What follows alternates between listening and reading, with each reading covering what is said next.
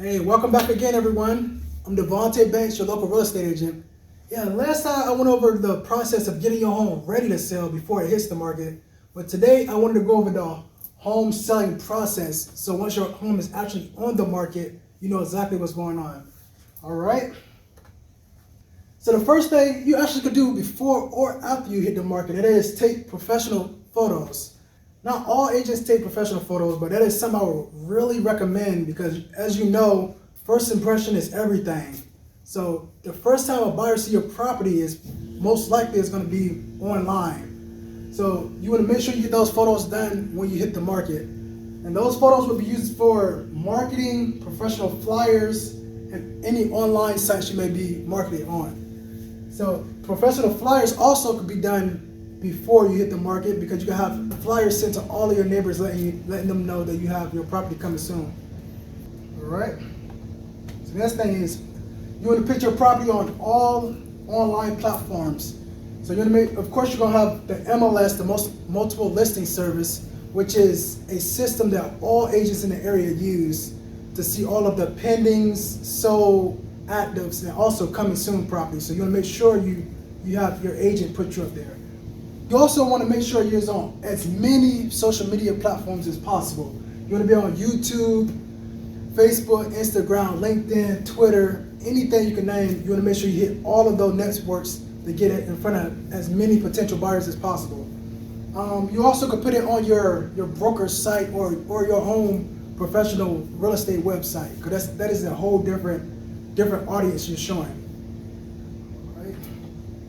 The next step is for your agent to do marketing. So there's tons of different ways to do marketing, and these are just a few that pretty much all agents should be using.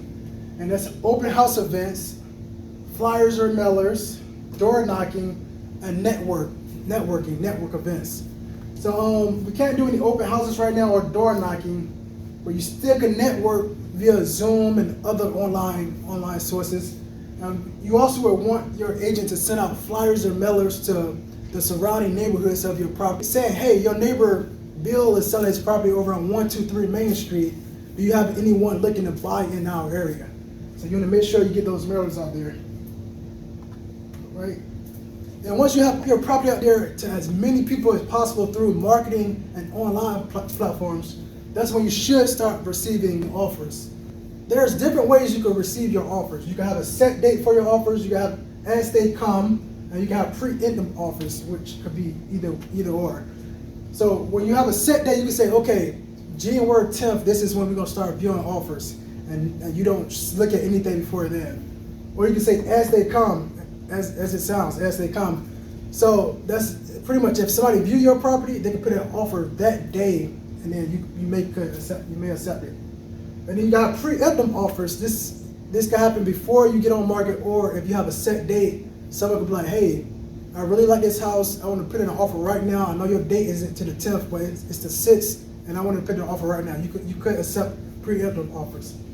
Then you would look over in your offer to see if it's something you want to go through or not, is your contingencies, which is loan, appraisal, and inspection contingency. So those things you want to look at. Terms can be as is.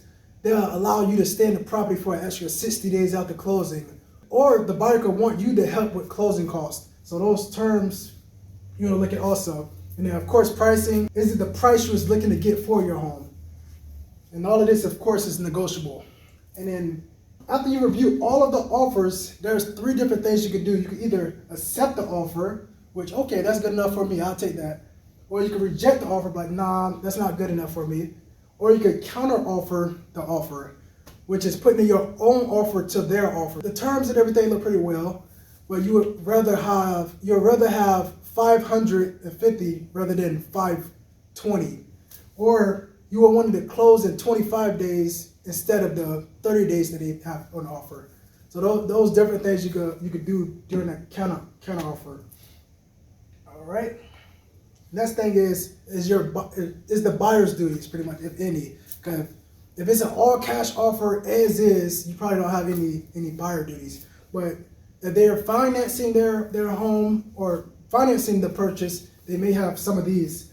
They may have inspections, appraisals, and possible credit back, repair, or reduce in price. So this is also part of the negotiations. So if they're doing any specials, anything that come up with the specials, they may be looking for credit back, repairs, or they would want you to reduce the price sometimes. Or they could just be like, hey, I know the problems, but I would still take it as is. And then appraisal is pretty much on the financing. So if the lender is lending the buyer $500, but the home ended up coming to be only worth $480, the lender would only lend that $480. So then either the buyer have to pay the difference, or you could come down in price, or the buyer could just say, forget it, I'll just keep looking for a different home. So that is how the appraisal works. All right.